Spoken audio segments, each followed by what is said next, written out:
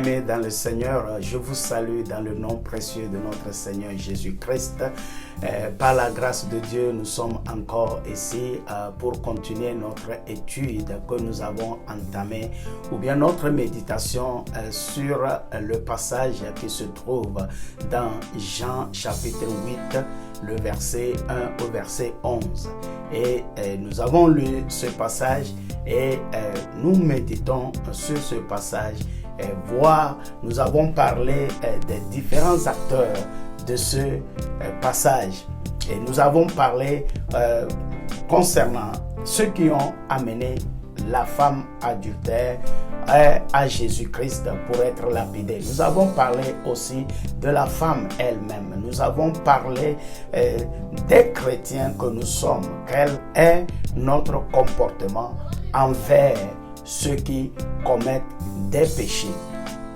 Et nous avons dit que la femme, c'était celle-là qui était réellement surprise en flagrant délit d'adultère. Et la loi de Moïse condamne cela.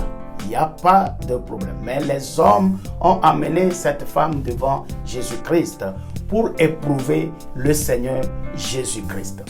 Et nous avons vu la fois passée que, effectivement, quand ils étaient là, Jésus-Christ les a surpris et ils étaient accusés par leur conscience. Et ils n'avaient pas pu lapider la femme. Et ils s'étaient retirés un à un du plus grand au plus petit. Aujourd'hui, nous allons continuer dans le verset 10 et le verset 11 que je lis. Alors, s'étant relevé et ne voyant plus que la femme, Jésus lui dit, « Femme, où sont ceux qui t'accusaient? Personne ne t'a-t-il condamné ?»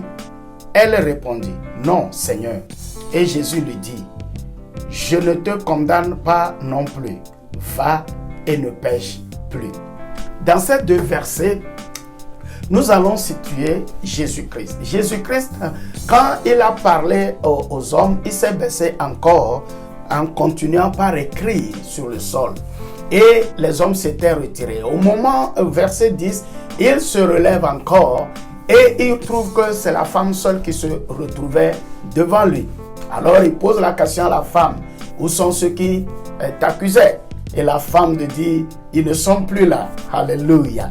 Que tous ceux qui accusent quelqu'un, que tous ceux qui s'opposent à l'avancement de quelqu'un, que tous ceux qui s'opposent à la réussite de quelqu'un, disparaissent maintenant au nom de Jésus-Christ de Nazareth. Oui, il y a un temps comme ça dans la vie de tout un chacun de nous. Nous avons des gens qui nous accusent. Nous avons des gens qui nous accusent des choses que nous ne savons même pas. Et ils nous condamnent sur des choses que nous ne savons même pas. Sur des choses que nous ne sommes même pas conscients. Sur des erreurs que nous avons commises que nous ne savons pas. Mais les hommes nous condamnent. Et ils nous accusent derrière nous. Et ils prennent des décisions contre nous. Mais que ces gens-là disparaissent au nom de Jésus. Qu'ils comprennent que nous sommes tous des hommes. Nous sommes tous pécheurs. Et nous avons tous besoin d'un sauveur. Je vais aller à la parole du Seigneur Jésus-Christ. Jésus-Christ a dit deux choses à la femme. Moi, je ne te condamne plus. Il dit, va, moi, je ne te condamne plus. Va et ne pêche plus. Ce qui est important dans la vie d'un homme, c'est de prendre une décision de revenir au Seigneur Jésus-Christ, sachant qu'il est pécheur. Quand tu reconnais tes péchés, il faut que tu reviennes au Seigneur Jésus-Christ, qui peut et est capable de te pardonner, de te laver et de te rendre juste. Donc quand nous revenons au Seigneur Jésus-Christ et qu'il nous sanctifie, et qu'il nous purifie, qu'il nous pardonne, et qu'il écrit notre nom dans le livre de vie de l'agneau, et que nous commençons notre relation avec lui, nous commençons notre adoration, nous commençons à obéir au commandement de Jésus-Christ, nous commençons à marcher avec lui dans l'obéissance, alors ce n'est plus une occasion pour nous de retourner dans les péchés. de retourner dans notre vie ancienne. Jésus-Christ ne nous permet pas qu'après avoir souffert sur la croix et après avoir sacrifié son corps pour nous, que nous venions à lui et que nous retournions vers nos péchés. Nous devons nous détourner complètement et nous devons nous accrocher à lui d'un cœur sincère et l'adorer en vérité et en esprit. Va, ne pêche plus. Mon frère, quelque situation dans laquelle que tu te trouves aujourd'hui, même si tu tombes, le Seigneur dit, tu peux tomber 7 fois, mais 7 fois, tu dois te relever. À chaque instant que tu tombes, continue, aie dans ton cœur, dans tes pensées que je dois persévérer jusqu'à la fin. Souvenez-vous, Jésus-Christ a dit, le Fils de l'homme n'est pas venu pour que le monde soit condamné, mais que le monde soit sauvé par lui. Donc le désir de Jésus-Christ, c'est que tout un chacun de nous soit sauvé. Mais il nous laisse le choix. C'est pourquoi aujourd'hui, je voudrais t'inviter, toi qui n'as pas encore pris une décision dans la situation que tu te trouves, et tu sais pertinemment que la lumière n'est pas en toi, les ténèbres te couvrent. Les ténèbres, c'est les actions que nous menons qui sont contre la parole de Dieu. Nous devons revenir au Seigneur Jésus-Christ. Et lorsque nous entamons cette relation, lorsque nous sommes pardonnés, nous devons nous accrocher à lui, persévérer avec lui jusqu'à la fin. Parce qu'un jour, il reviendra certainement pour chercher son église. La Bible dit, lorsqu'il était ressuscité, il est parti au ciel. Il est assis à la droite du Père.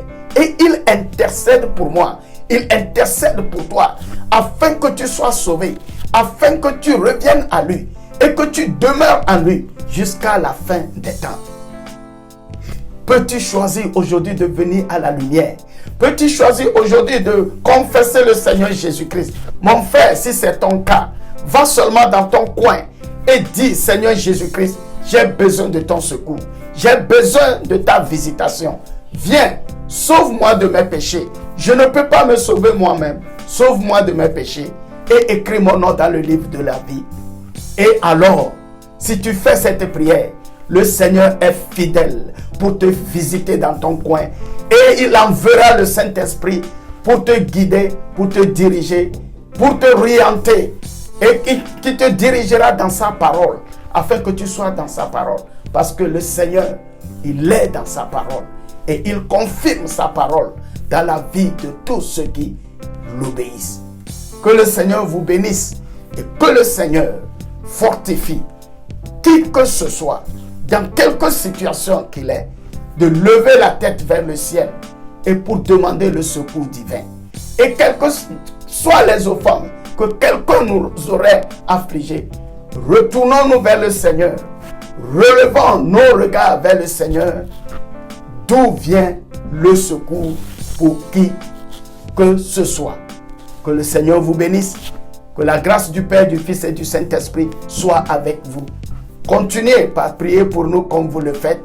Que le Seigneur bénisse vos familles, que le Seigneur bénisse vos activités.